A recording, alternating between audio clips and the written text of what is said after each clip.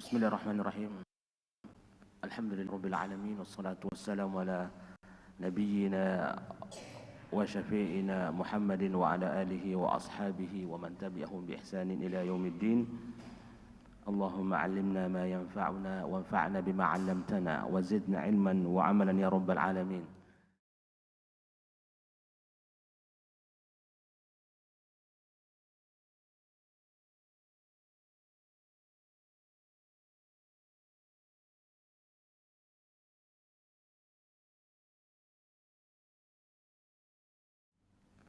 Harus lebih banyak bersyukur kepada Allah Subhanahu wa taala atas segala nikmat yang diberikan kepada kita, atas apa yang menjadi anugerah Allah Subhanahu wa taala kepada kita semua.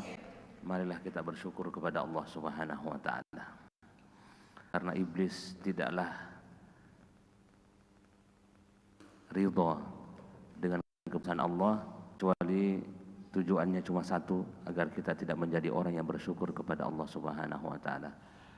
Ketika Allah memberikan inzar, memberikan masa kepada iblis untuk menjerumuskan anak cucu Adam ke dalam kesesatan, janji iblis di depan Allah cuma satu, ya Allah, kalau saya disuruh keluar dari surga,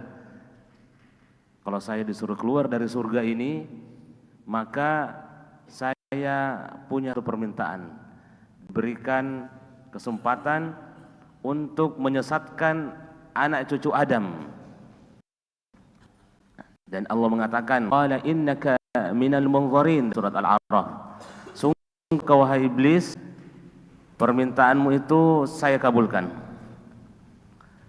Tsumma latiyannahum min aydihim wa min khalfihim wa an imanihim wa imailihim wa la tajidu aktsam syakirin. Syaitan sudah berjanji sejak awal menggoda anak Adam dari berbagai sisi. Tujuan semua Islam itu di ujungnya, wala tajidu aktsara syakirin, dan kau ya Allah tidak akan mendapatkan hamba-hambamu itu menjadi orang yang bersyukur. Sangat sedikit orang yang bersyukur.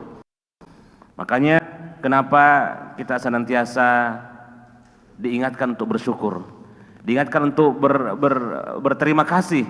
Orang yang pandai berterima kasih, orang yang beradab. Orang yang pandai berterima kasih adalah orang yang tahu dirinya siapa, posisi dirinya siapa. Makanya Nabi SAW bersabda, "Man la yashnas billah." Siapa tidak bisa berterima kasih kepada manusia, jangan harap dia bisa berterima kasih Subhanahu. Jangan yang kepada sesama manusia, jangan harap dia mampu bersyukur kepada Allah Subhanahu wa taala. Jadi ketika ada orang yang baik, ketika kita berada pada posisi yang sedang dibantu, sedang dikuatkan, sedang diarahkan, artinya kita ini sepatutnya bersyukur. Dan kita hamba Allah Subhanahu wa taala diguyur nikmat, wa asbagha 'alaikum ni'amahu zahiratan wa batinah. Allah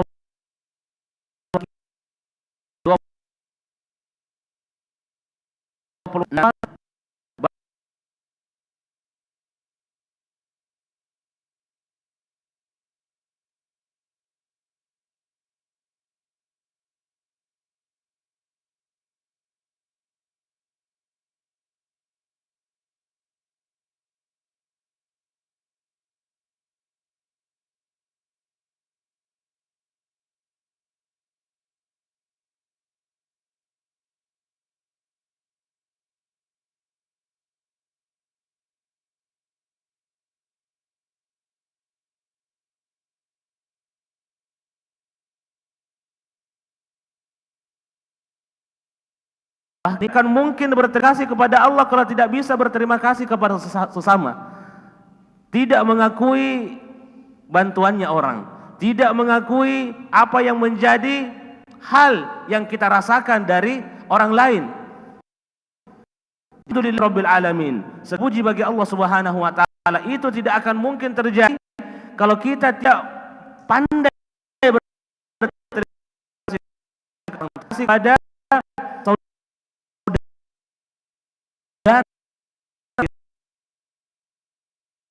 karena kita ada di sini, kita bisa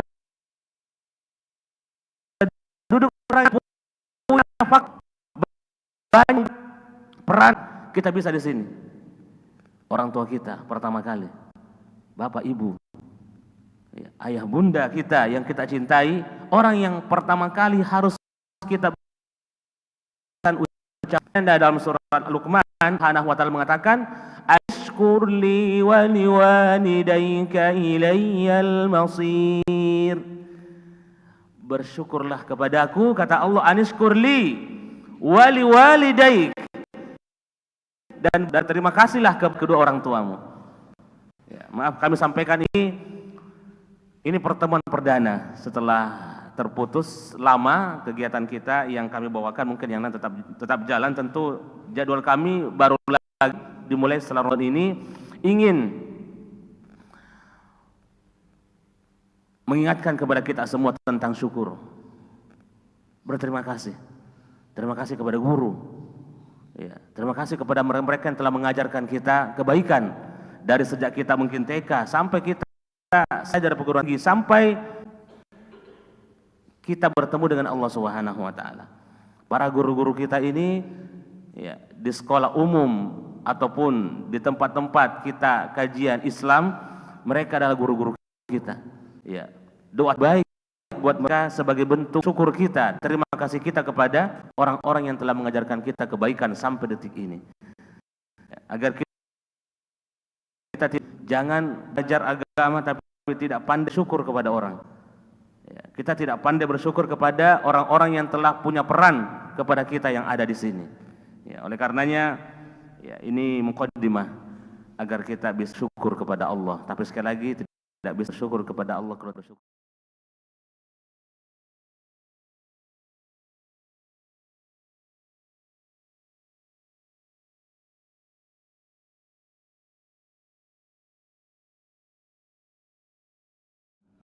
Kita laksanakan di tempat ini.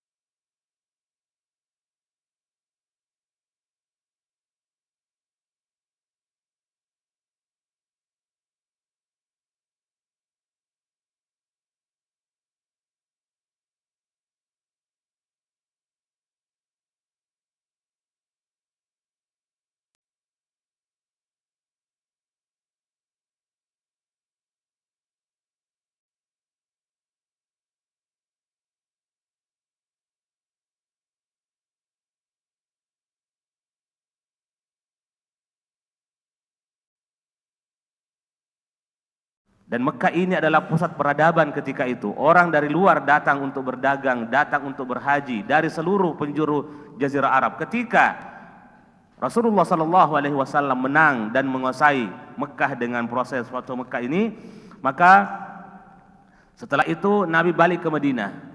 Nabi balik ke Madinah di tahun ke-9 itulah kemudian Allah Subhanahu wa ta'ala memberikan kesempatan kepada Rasulullah untuk memperluas dakwanya. Dan kita mungkin masih ingat, Fathu Mekah ini terjadi bukan ujuk-ujuk langsung terjadi Fathu Mekah, tapi kita jelaskan itu di dalam surat Al-Fath. Kita sebutkan di dalam surat Al-Fath karena surah pertama yang kita bahas di sini surah Muhammad.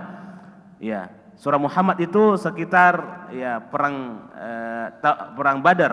Ya, setelahnya itu terjadi perang Badar karena bercerita tentang orang munafik. Dan munafik ini tidak ada di kota Madinah kecuali mereka nampak itu setelah perang Badar.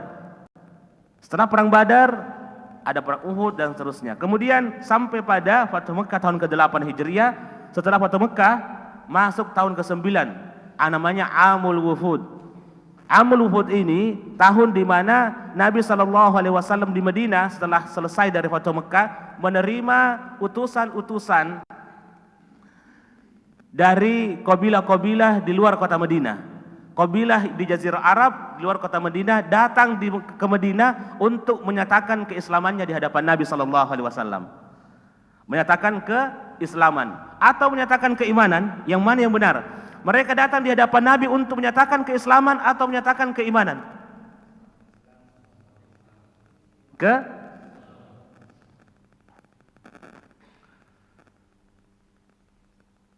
Di dalam surah Al-Hujurat ini yang diangkat adalah tentang orang-orang yang mengaku dirinya beriman tapi sebenarnya baru pada proses Islam. Karena memang amul wufud, orang-orang yang baru masuk Islam. Ketika mereka baru masuk Islam, tentu pemahaman agama, keimanan itu belum seperti orang yang sudah dari Mekah hijrah melalui proses ujian, kemudian sampai pada tahun ke-9 Hijriah. Keimanan yang sudah lama ini tidak sama dengan orang yang baru masuk Islam, baru mengucapkan 2 kalimat syahadat. Makanya Allah mengatakan, innal ladzina yunadunaka min wara'il hujurat. Sungguh wahai Muhammad, ya, orang yang memanggilmu dari balik hujurat. Ya, hujurat itu bagian dari rumah. Ya, kalau rumah itu kan biasanya ada halaman. Nah, itu halaman yang disebut dengan hujurat. Ya, adapun kamarnya Nabi itu bait, rumah. Jadi rumah itu di depannya ada hujurat sebelum dinding masjid samping rumah atau samping kanan atau kiri. Sebelum rumah ada namanya pagar. Ya, pagar itu antara pagar dengan rumah itu ada tanah kosong, halaman kecil sekali. Ya, karena rumah Nabi dengan seluruh hujuratnya itu, rumah tempat tinggal Nabi dengan hujurat, halaman kecil itu dari dinding masjid sampai ke ujung rumah Nabi di belakang sekitar 8 meter. Sekitar 8 meter. Adapun halamannya yang disebut dengan hujurat, tanah kosong itu sekitar 3 meteran. 3 sampai 4 meter. Dan rumah Nabi itu 4 kali 4, 5 kali 4, itulah besarnya rumah Nabi.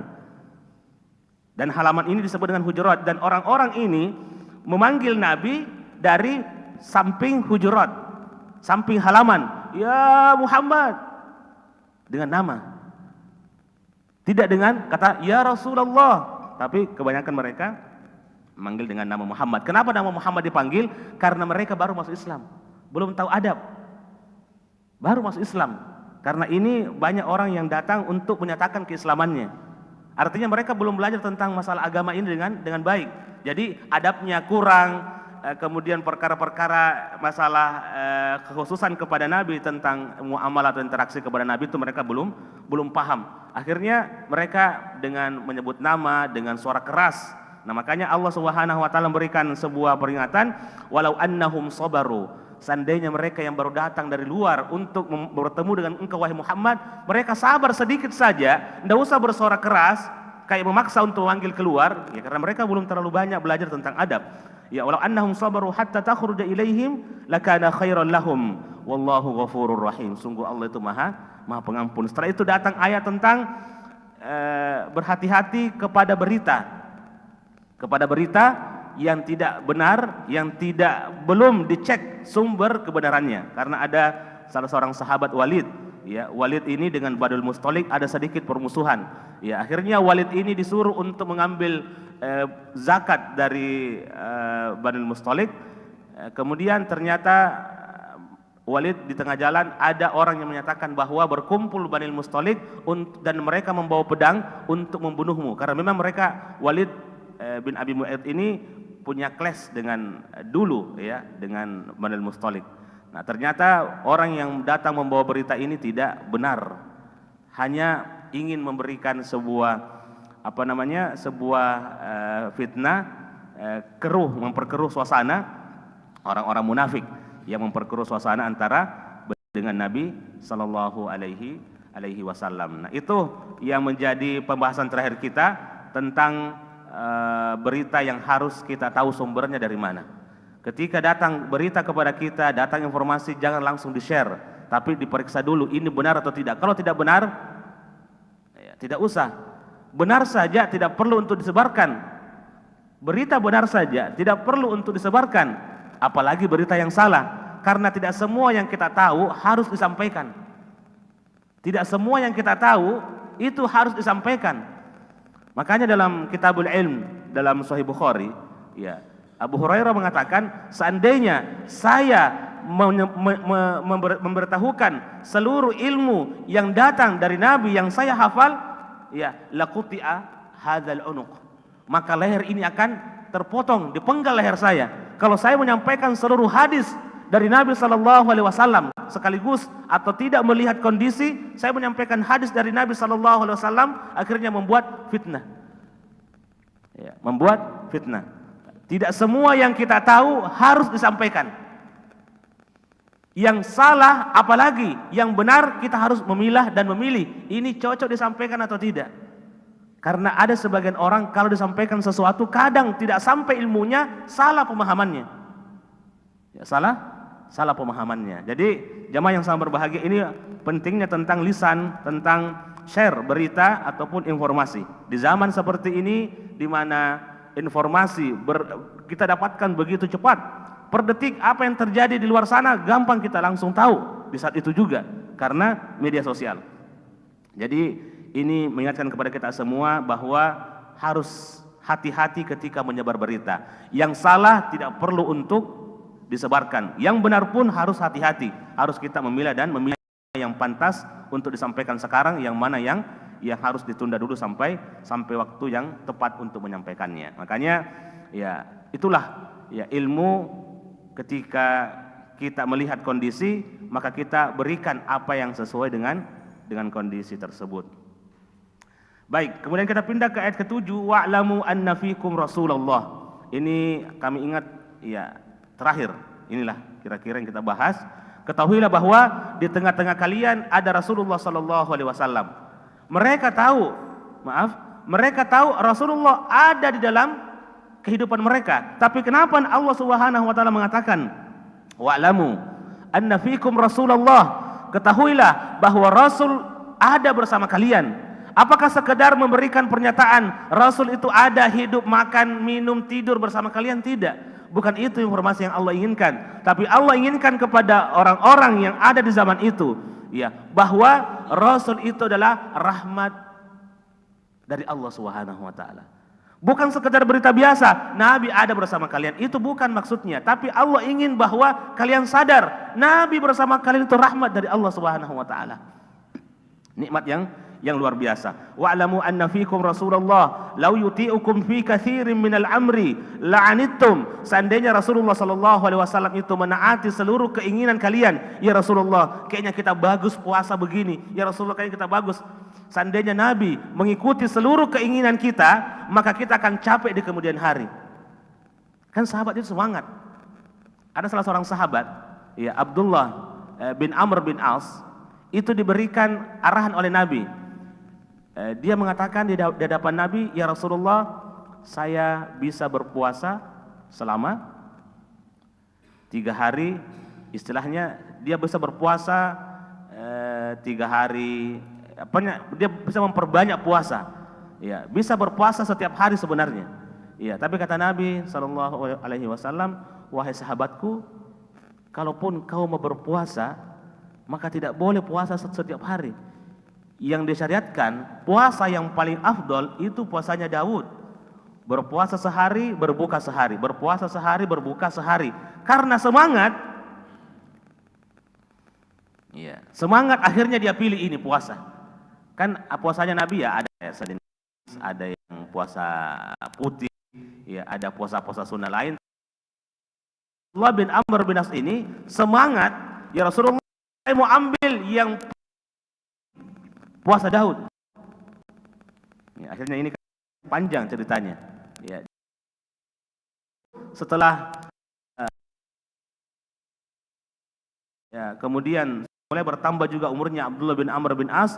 Di akhir hayat beliau mengatakan, seandainya dulu saya mengambil nasihatnya Nabi, paling tidak puasa 3 hari 1 bulan, dan itu saya jaga, itu membuat saya bisa lebih sedikit baik di akhir hayat saya daripada saya mengambil puasa Daud. Nah ini karena apa? Ingin sesuatu yang lebih akhirnya apa? Kewalahan di akhir hayatnya. Dan para sahabat kebiasaannya kalau mereka melakukan amalan, mereka tidak akan meninggalkannya. Karena mereka melihat Nabi sallallahu alaihi wasallam idza amila amalan atsbatahu. Nabi itu kalau melakukan amalan, Nabi tidak akan pernah meninggalkan amalan itu sampai akhir hayatnya. Yang penting kecil. Makanya ya Nabi SAW mengatakan bahwa ahabbul a'mali ilallah, sebaik-baik amalan yang dicintai Allah Subhanahu wa taala adalah ma dawama alaihi sahibuhu, yang terus dijaga oleh orang yang melakukannya meskipun sedikit. Dia menjaga membaca Al-Quran, yang penting satu hari satu halaman. Apapun yang terjadi hari itu, saya harus mengaji paling tidak satu halaman. Mau sibuk, ada ujian, pekerjaan, orang tuanya atau orang-orang dekatnya meninggal, menyeling jenazah, tapi tidak, dia sudah berjanji, sudah berkomitmen satu halaman itu paling minimal. Apapun kejadian hari itu, dia safar, dia kemana, selalu dia jaga satu halaman itu. Cukup. Artinya yang kecil-kecil yang kita jaga, itu kata Nabi SAW amalan terbaik. Dan Nabi kata sahabat, idza amila amalan, ketika Nabi melakukan amalan itu Nabi jaga sampai seterusnya. Makanya ini sahabat tidak mau meninggalkan, tidak berani meninggalkan puasa Daud karena sudah menjadi pilihannya dan menjadi permintaannya. Kayak memaksa Nabi, ya Rasulullah, saya akan menjaga ini. Nah, kata Nabi, saya ya Rasulullah bisa membaca Al-Quran, bisa khotam sekian hari. Ya. Akhirnya dia memilih 3 hari. Jangan engkau khotam kurang dari 3 hari. Padahal dia mungkin bisa sebelum 3 hari. Nah, ini kata Nabi, ini kata Allah. Seandainya Nabi itu mendengarkan seluruh keinginan kalian ketika kalian semangat, maka kalian akan capek ketika Nabi sudah tidak ada dan kalian harus menjaga amalan itu. Jadi pilih yang pertengahan. Makanya Imam An-Nawawi ya, ada bab dalam Riyadhus Shalihin itu namanya bab al-iqtisadu fil amal. Ya, tentang pertengahan dalam masalah amalan. Tabe, beramal jangan terlalu yang tinggi standarnya. Pakai standar yang sedang, jangan juga terlalu sedikit, tapi pakai standar yang sedang agar kita bisa menjaga amalan itu. Ketika seorang mampu menjaga amalan, itulah yang terbaik. Jangan terlalu banyak. Ambil sedikit-sedikit, pelan-pelan. Ya, pelan-pelan kita mengambil ilmu, pelan-pelan mengambil amalan. Sedikit-sedikit. Jangan terlalu semangat akhirnya langsung banyak, setelah itu capek ya, karena kesibukan, karena macam-macam lah, keimanan menurun. Akhirnya itu Allah tidak cintai. Yang Allah cintai yang sedikit tapi berkelanjutan. Nah, sedikit tapi berkelanjutan. Dan sahabat tadi ini dia tahu kalau Nabi melakukan amalan, Nabi jaga terus. Nah, dia sudah memilih puasa Daud. Akhirnya sahabat yang mulia ini di akhir hidupnya mengeluh, saya sekarang sudah tua, puasa Daud itu berat. Seandainya dulu saya memilih puasa yang mungkin 3 hari dalam sebulan, itu lebih baik buat saya ketika masih muda. Betul, ketika semangat luar biasa, ambil yang paling maksimal. Ya, tapi di akhir hayat itu akan susah. Jadi diambil amalan, pilih amalan yang cocok dengan kita. Waktu kita lebih banyak dan bisa untuk itu, dan kita jaga. Jangan terlalu banyak. Jangan langsung 1 hari 4 juz, tidak usah. Pelan. Ya, yang bisa kita jaga ya idza amila amalan athbatahu. Yang mampu kita jaga sampai akhir hayat kita. Baik. Seandainya Rasulullah SAW mendengarkan seluruh apa yang kita inginkan, maka kita akan capek di kemudian hari. La'anittum, kalian akan merasakan al-anat. Al-anat itu adalah an-nasab, ya, rasa capek. Ya, kita akan capek, tapi Nabi adalah wa ma arsalnaka illa rahmatan lil alamin. Nabi adalah rahmat bagi alam semesta, memberikan syariat yang paling cocok dengan kemanusiaan seorang hamba. La'anittum walakinnallaha habbaba ilaikumul iman, tapi Allah Subhanahu wa taala memberikan kepada kalian, membuat kalian cinta kepada keimanan. Ya, cinta kepada keimanan. Allah memberikan, maaf jamaah sekalian, Allah memberikan informasi lewat lafaz habbaba ilaikumul iman. Keimanan itu dibuat kita mencintai. Allah membuat kita cinta dengan keimanan. Allah membuat kita cinta dengan keimanan. Habbaba ilaikumul iman wa zayyanahu fi qulubikum, dan Allah Subhanahu wa taala menghiasi keimanan di dalam diri kita. Keimanan itu ada di dalam hati seorang hamba, itu membuat hidupnya tenang, membuat segala sesuatu yang dia hadapi terasa bahwa saya punya Allah Subhanahu wa taala. Apapun yang saya hadapi, beratnya masalah kehidupan, saya punya Allah Subhanahu wa taala. Dibuat indah keimanan dalam hati. wa zayyanahu fi qulubikum wa karraha ilaikumul kufra, dan Allah Subhanahu wa taala membuat kita benci dengan kekufuran, benci dengan kefasikan, benci dengan kemaksiatan. Perkara dosa besar, dosa yang di bawahnya sedikit, kekufuran, kemudian fusuk adalah dosa besar, dan isyan adalah dosa kecil. Ketika seorang yang beriman, ketika kita beriman, maka langsung kita rasakan rasa kebenci kita kepada kekafiran, benci kita kepada dosa besar, benci kita kepada dosa-dosa kecil. Ya, kami ketika masih belajar di kelas dulu, ada salah seorang pengajar di Masjid Nabawi, namanya Syekh Ali bin Ghazi At-Tuwaijiri. Beliau ketika itu membahas surat Al-Hujurat. Beliau mengatakan ayat ini luar biasa. Orang yang punya keimanan di dalam hatinya, itu langsung betul-betul rasa benci kepada kekufuran, rasa benci kepada dosa besar, rasa benci kepada dosa kecil, meskipun kadang kita terjatuh, tapi ada rasa benci dalam hati. Ya, kata beliau, karena pengalaman selama mengajar di kampus Islamic University of Madinah, beliau mendapatkan banyak orang-orang, dan beliau biasa berdakwah ke Eropa. Beliau mendapatkan orang-orang yang mu'allaf itu, yang tadinya non-Islam, kemudian dia mu'allaf, ya, mengucapkan 2 kalimat syahadat, langsung pemikirannya itu berubah 180 derajat. Yang tadinya orang kafir, langsung membenci kekafiran. Ya. Ketika mengucapkan 2 kalimat syahadat, itu seperti terbentuk dalam hatinya habbaba ilaikumul iman, ada rasa cinta buat keimanan dalam hati, wa zayyanahu fi qulubikum, dan terasa indah keimanan dalam hati itu, kayak sesuatu yang sangat indah, cantik keimanan itu di dalam hati kita. Itulah keimanan yang ada dalam hati, nyaman terasa. Dan wa karraha ilaikumul kufra, dan betul-betul langsung muncul rasa benci kepada kekafiran. Makanya orang yang baru masuk Islam itu langsung setelah mengucapkan asyhadu an la ilaha illallah wa asyhadu anna muhammadar rasulullah, langsung berubah 180 derajat, benci kepada kekafiran, benci kepada kebiasaan-kebiasaan buruk yang pernah dilakukan ketika masih kafir, benci atas semua dosa, dan itu terasa. Ya, ulaika humur rasyidun, mereka itulah orang-orang yang mendapatkan petunjuk dari Allah Subhanahu wa taala. Allahumma habbib ilainal iman wa zayyinhu fi qulubina wa karrih ilainal kufra wal fusuqa wal isyan waj'alna minar rasyidin.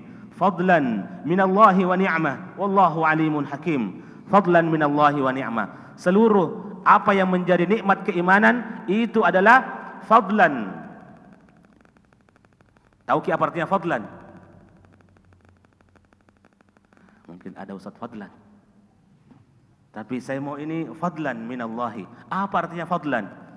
Fadlan itu jamaah yang sangat berbahagia. Fadlan itu kita duduk-duduk manis, duduk-duduk cantik, kemudian ada orang yang lewat bawa uang 100 juta, ambil maki. Kita duduk-duduk di pinggir jalan, mungkin lagi menunggu Grab atau menunggu tumpangan. Kemudian ada yang lewat, dia bawa kantong isinya 100 juta, langsung diserahkan kepada kita, ini ambil maki. Ini namanya fadlan. Tidak bekerja, tidak ada usaha, tidak ada pengorbanan, cuma duduk-duduk langsung dapat 100 juta. Itu namanya fadlan. Dan keimanan yang kita rasakan indahnya di dalam hati itu fadlan minallah. Itu nikmat, anugerah. Ya, kalau kita bahasa kita anugerah, gratis. Maaf, itu keimanan anugerah. Kita tidak menjadi orang yang, ya Allah berikan saya keimanan, dari kecil kita lahir Islam. Itu fadlan.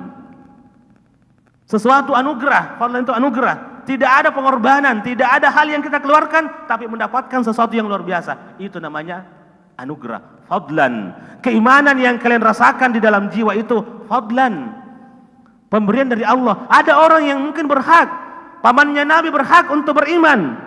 Dia yang melihat Nabi berdakwah, melindungi dakwah ini ketika di Mekah, tapi tidak masuk Islam.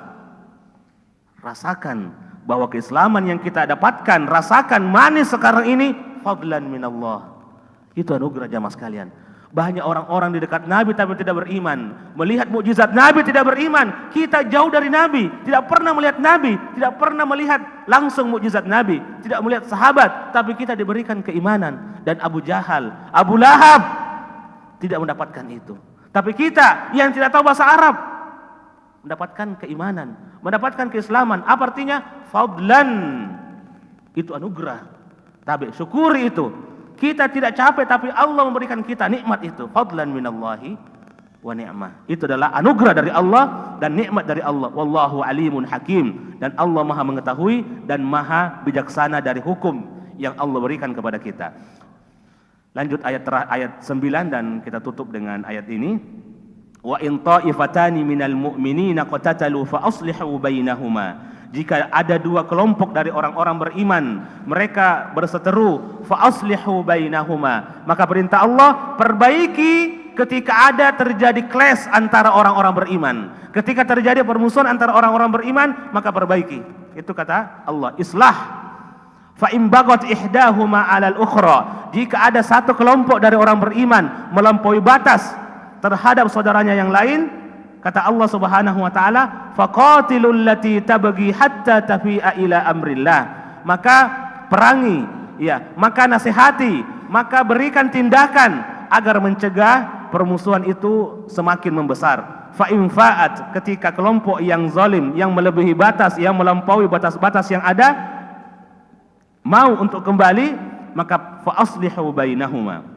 Maka perbaiki, ya, islah di antara dua mereka, bil adli, dengan cara yang adil, wa aqsitu, dengan cara yang tidak berat sebelah. Apakah biasa terjadi clash antara saudara sesama muslim? Biasa. Karena ini ini ayat ada sebab nuzulnya, kata para ulama kita sebagaimana yang Bukhari sebutkan. Ayat ini turun ketika Nabi SAW diajak oleh sahabat untuk bertemu dengan Abdullah bin Ubay bin Salul. Abdullah bin Ubay bin Salul ini jamaah sekalian, sebelum Nabi hijrah ke Madinah, ini Abdullah sebenarnya sudah diangkat menjadi pemimpin di Madinah.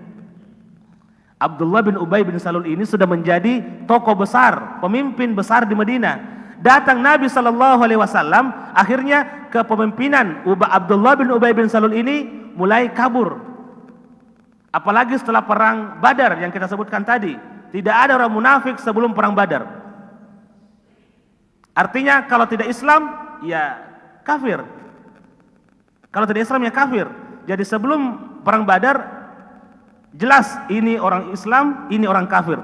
Tapi setelah perang Badar, mulai gentar orang-orang kafir di Madinah. Akhirnya mereka ada yang pura-pura masuk Islam. Gentar kenapa? Bagaimana bisa 300 sahabat mengalahkan 1000 kaum kafir Quraisy yang lengkap dengan persiapan perangnya. Memang 1000 orang itu lengkap dengan persiapan perang.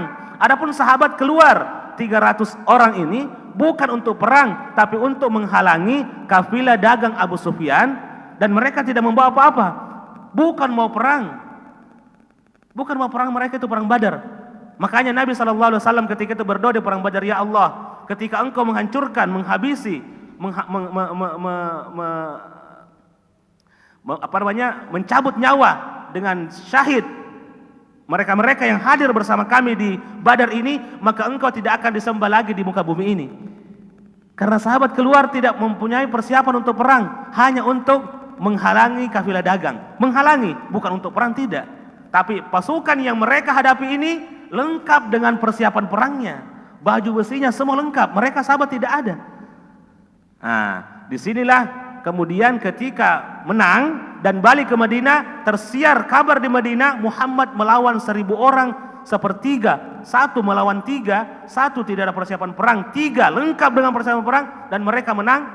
Akhirnya gentarlah orang-orang kafir di Madinah. Akhirnya mereka ada yang masuk Islam karena takut, jangan sampai nanti kita ditindas, karena mereka mampu menang melawan kaum kafir Quraisy. Akhirnya Abdullah bin Ubay bin Salul masuk Islam dan menyembunyikan kekufurannya. Nah, di tahun ke-9 Nabi SAW, jadi memang sudah ada rasa hasad dari Abdullah bin Ubay bin Salul kepada Nabi kita Muhammad. Kenapa? Datang pemimpin yang mengacaukan, kepemimpinannya.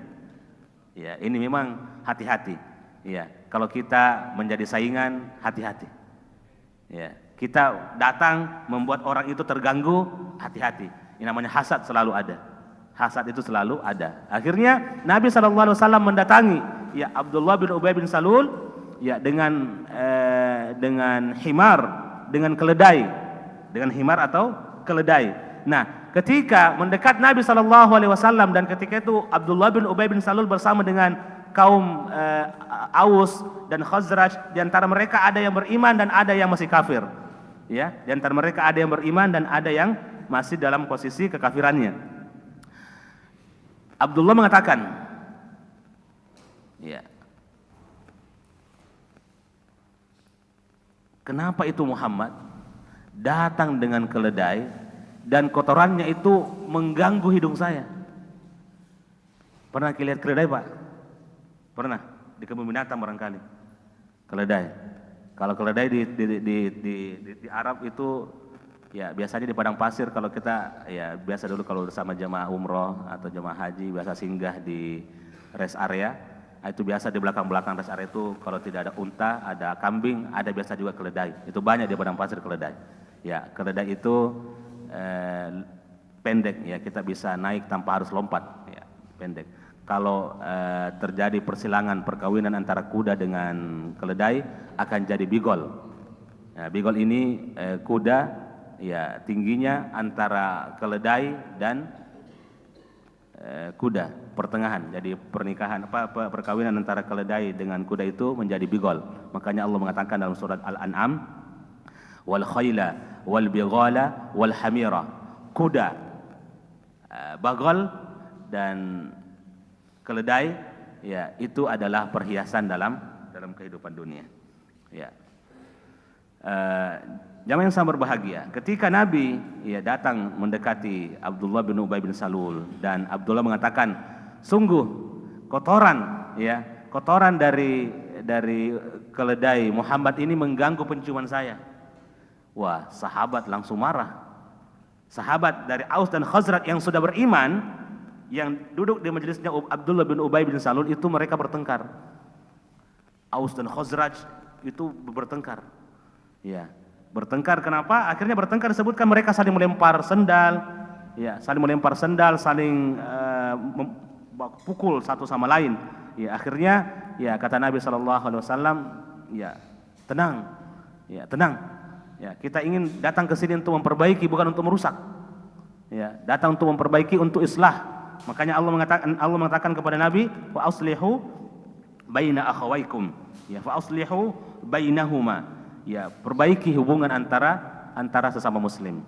Ya, perbaiki hubungan antara sesama muslim, dan Allah Subhanahu wa taala membolehkan untuk berbohong ketika islah. Allah Subhanahu wa taala memperbolehkan bohong untuk islah. Makanya Nabi SAW dalam riwayat hadisnya, laisal kadzdzab alladzi yuslihu bainan nas. Bukan pembohong yang mendamaikan kelompok yang bertikai. Ya, datang ke sini, ya si A itu datang kepada si B, si A itu luar biasa, dia sudah memaafkan padahal dia belum memaafkan. Kata orang yang islah, yang muslih, yang mendamaikan orang yang bertikai, datang ke B, ya dia mengatakan itu si A memuji Anda, betul dia salah, ya tapi dia mengaku salah, dia mengaku bahwa khilaf, bahwa terjadi kesalahpahaman ketika mengambil keputusan, padahal dia tidak mengatakan, si A tidak mengatakan seperti itu, dia berbohong untuk mendamaikan. Dan kata Nabi, bukan pembohong orang yang mendamaikan antara dua pihak yang bertikai, dua atau lebih.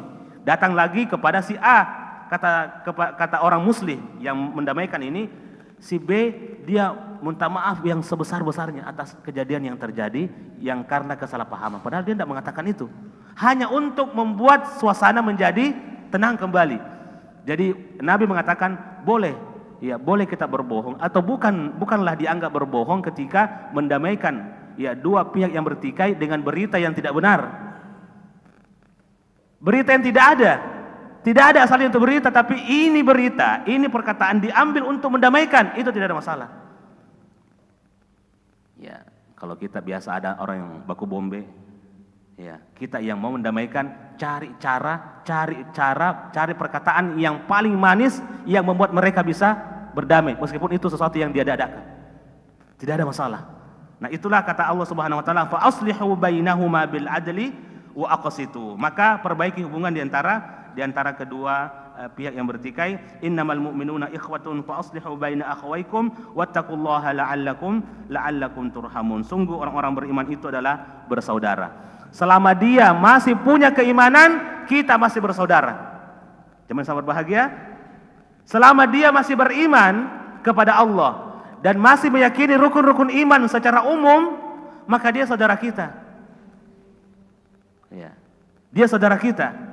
Ada orang yang melakukan kesalahan, mungkin sebagian kita menganggap itu bid'ah, meskipun itu barangkali masuk dalam perkara yang ijtihad, ya. Sebagian kita mengatakan itu bid'ah, tapi dia kan masih saudara kita. Kenapa? Dia masih beriman kepada Allah, beriman kepada Rasulullah, beriman kepada malaikat, beriman kepada hari akhir. Tapi ada perkara yang mungkin dia salah paham, ada perkara yang kita sudah sampaikan, apakah dia keluar dari saudara kita? Apakah kita tidak membuatnya, tidak memberikan salam kepada dia, tidak memberikan perkataan yang baik kepada dia? Tapi ini ayat luar biasa ini. Masalah interaksi kita kepada sesama manusia, sesama orang-orang beriman. Innamal mu'minuna ikhwah. Dan orang yang tadi bertengkar itu masih orang-orang beriman. Kenapa? Allah masih memberikan nama keimanan kepada mereka. Wa in ta'ifatani minal mu'minin. Artinya Allah masih menamakan orang-orang yang bertengkar itu orang-orang beriman. Ya, di kehidupan sekarang ini, maaf, kita mungkin kadang berbeda pendapat pada hal tertentu. Kadang sebagian kita merasa diri terlalu benar, akhirnya memaksakan dan mengatakan tidak mau lagi bertemu, tidak mau lagi memberikan salam kepada temannya yang mungkin menurut dia salah. Tapi apakah dia masih orang beriman? Ya, jamaah sekalian, apakah orang yang melakukan bid'ah itu masih orang beriman? Menurut kita mungkin ada perkara bid'ah. Apakah dia sudah keluar dari keimanan?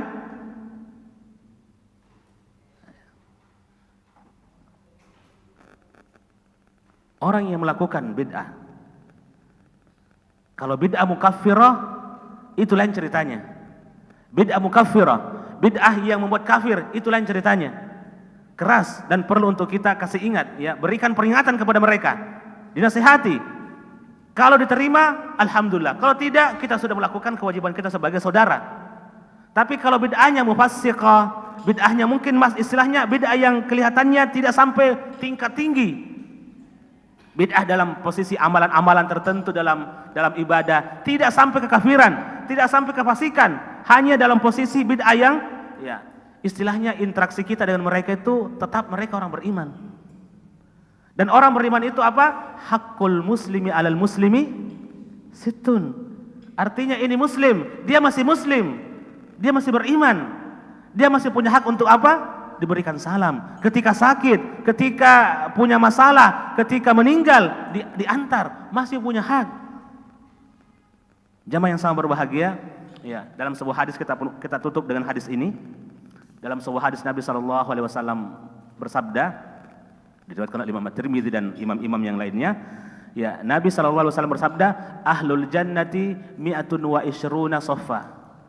Penduduk surga kalau dikumpul pada hari kemudian, itu jumlah mereka kalau dikumpul 120 saf. Seluruh penduduk surga nanti kalau mereka dikumpul, kata Nabi, jumlah mereka sama itu 120 saf kalau Allah, ya, buat dalam barisan. Ya, satu saf berapa juta, berapa miliar, wallahu alam. Intinya 120 saf kata Nabi sallallahu alaihi wasallam. 80 saf, 80 saf kata Nabi sallallahu alaihi wasallam itu adalah umat Muhammad sallallahu alaihi wasallam. 80 saf. Berapa yang sisa jamaah sekalian? 120 kurang 80, sisa 40. 40 saf penghuni surga itu dari umat sebelum Muhammad sallallahu alaihi wasallam. Kira-kira ini Pak, 80 saf mengalahkan umatnya Musa, umatnya Isa, umat-umat sebelumnya yang banyak jumlahnya itu, yang panjang-panjang umurnya. 40 saf saja. Umat Islam berapa saf? 80 saf yang masuk surga. Artinya sedikit atau banyak jamaah sekalian? Banyak sekali. 2/3 penghuni surga itu umat Nabi kita Muhammad sallallahu alaihi wasallam. 2/3 karena 120 dibagi 3 40 40 40 40 tambah 40 80 ini adalah umat Muhammad. 2/3 penghuni surga adalah umat Rasulullah sallallahu alaihi wasallam. Artinya apa? Kemungkinan umat Muhammad masuk surga itu besar. Tapi kalau ada saudara kita yang salah, ada saudara kita yang mungkin tidak sepaham dengan kita, dia masih umat Muhammad. Boleh jadi dia duluan masuk surga karena mungkin ada amalan tersembunyi yang kita tidak tahu dan kita selalu menghukum dengan apa yang nampak di depan kita. Ya, tapi kalau lihat ke orang yang sudah tua, bilang sama diri kita sebagaimana para ulama salaf terdahulu. Kalau saya melihat orang yang lebih tua, maka saya mengatakan kepada diri saya telah mendahului orang tersebut. Dia sudah mendahului saya dalam masalah amalan-amalan soleh. Tapi kalau kita melihat orang yang lebih muda dari kita, kita akan katakan kepada diri kita, maka saya sungguh telah mendahului anak muda ini, anak ini dalam perkara maksiat. Artinya apa? Menghinakan hati kita agar tidak sombong, agar tidak merasa lebih baik daripada saudara-saudara kita. Yang kita lihat mungkin seperti ini, tapi kan di rumahnya dia tidur, dia di kamarnya, dia mungkin sholat lail, dia sholat witir, dia mengaji. Itu tidak kita lihat dan kita hanya menilai dari luar saja. Nah, sangat naif, sangat salah kalau kita menilai orang hanya dari penampakan luarnya saja. Meskipun itu juga penting, ya, tetapi jangan menjadikan hukuman vonis kita kepada orang hanya dari apa yang nampak saja. Karena umat Muhammad ini umat yang paling banyak masuk surga. Jangan persempit surga hanya untuk diri kita saja atau untuk kelompok kita saja. Penduduk surga itu 2/3. Surga itu seluas langit dan bumi. 2/3 seluas langit dan bumi itu milik umat Muhammad. Boleh jadi orang yang kita anggap enteng itu lebih dulu masuk surga daripada kita. Ini jamaah sekalian yang dapat kami sampaikan. Semoga ada manfaatnya buat saya sendiri dan kepada jamaah sekalian. Lebih dan kurangnya mohon dimaafkan. Hadanallahu wa iyyakum ajma'in. Subhanakallahumma bihamdik, asyhadu an la ilaha illa anta astaghfiruka wa atubu ilaik. Wa sallallahu wa sallim ala nabiyyina Muhammadin wa akhiru da'wana anil hamdulillahi rabbil alamin. Assalamualaikum warahmatullahi wabarakatuh. Ada yang mau bertanya? Kalau tidak ada, alhamdulillah. Ya, tabi. Bismillah, assalamualaikum warahmatullahi wabarakatuh. Waalaikumsalam warahmatullahi wabarakatuh. Langsung saja Ustaz, apakah seseorang boleh atau masih wajib menjawab salam dari seorang Syiah Ustaz? Ya. Itu saja Ustaz. Ya. Syiah itu masih muslim atau tidak?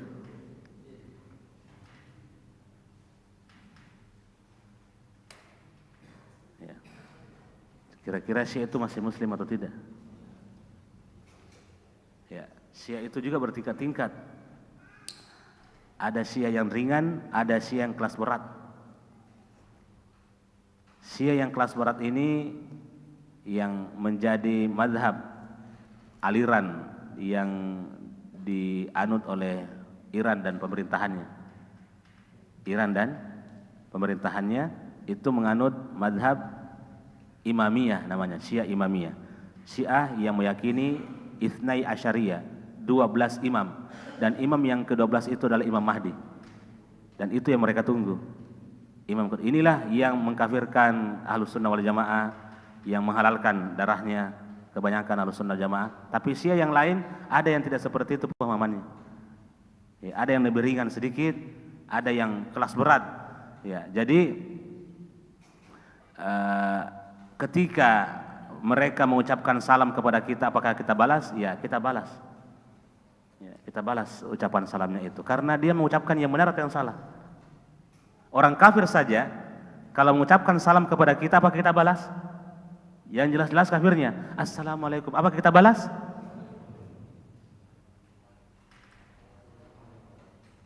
Ya, tetap dibalas salamnya. Ya, tetap dibalas salamnya. Kalau ketika itu, ya di Madinah Aisyah bertanya, ketika mereka ya Rasulullah memberikan salam kepada kami, apakah kami balas? Ya, karena ucapan salamnya mereka salam yang salah. Ya, assalamualaikum. Salamnya orang Yahudi, musuh-musuh Islam di Madinah tidak mengucapkan assalamualaikum, tapi mereka mengucapkan assalamualaikum. Tahu apa bedanya? Yang pertama assalamualaikum, yang kedua assalamualaikum. Sama atau tidak jamaah sekalian? Apa bedanya? Yang satu tidak ada lam alifnya. Nah, makanya Nabi mengatakan kepada Aisyah, jawab waalaikum.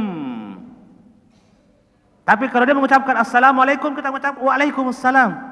Tapi karena salam yang diucapkan kepada Aisyah dan sahabat ketika itu assalamualaikum, ya, asam itu adalah racun. Racun buat kalian, artinya matilah lo kok. Mungkin begitu. Itu kalau bahasa kita ya, cepat-cepat mati. Ya, karena racun itu membunuh. Artinya assalamualaikum, semoga kalian cepat mati. Begitu. Apa kata Aisyah? Rasulullah mengatakan kepada Aisyah, jawab dengan waalaikum. Demikian juga buat kalian. Artinya kalau kalian mendoakan saya cepat mati, maka semoga kalian juga begitu. Nah, balasannya seperti itu. Karena ucapan yang terlontar ucapan buruk. Tapi kalau dia mengatakan assalamualaikum, apa kita mengatakan waalaikum? Tidak, waalaikumsalam. Ya. Ya, kalau atau ada yang mengatakan ya wassalamu ala man ittaba'al huda. Itu juga di antara jawaban yang kami dapat ya, bahwa ketika ada salam dari non muslim ya kita mengatakan assalamu ala man ittaba'al huda. Ya, kalau dia mengucapkan assalamualaikum kita berikan assalamualaikum. Semoga keberkahan buat kita. Ya, semoga itu menjadi sebab Anda bisa masuk Islam insyaallah taala. Ya, artinya faruddu bi ahsana minha fahayyu bi ahsana minha aw rudduha. Ya, idza huyitum bitahiyatin, dalam surah An-Nur, ketika kalian diberikan salam, idza huyitum bitahiyatin, dengan sebuah salam, fahayyu bi ahsana minha, jawab salam itu dengan cara yang lebih baik atau yang semisal.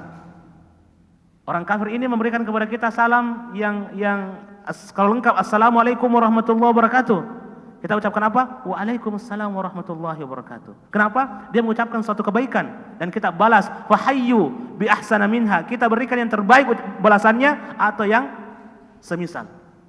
Jadi tetap dijawab kalau orang Syiah memberikan salam. Yang penting salamnya sempurna, bagus.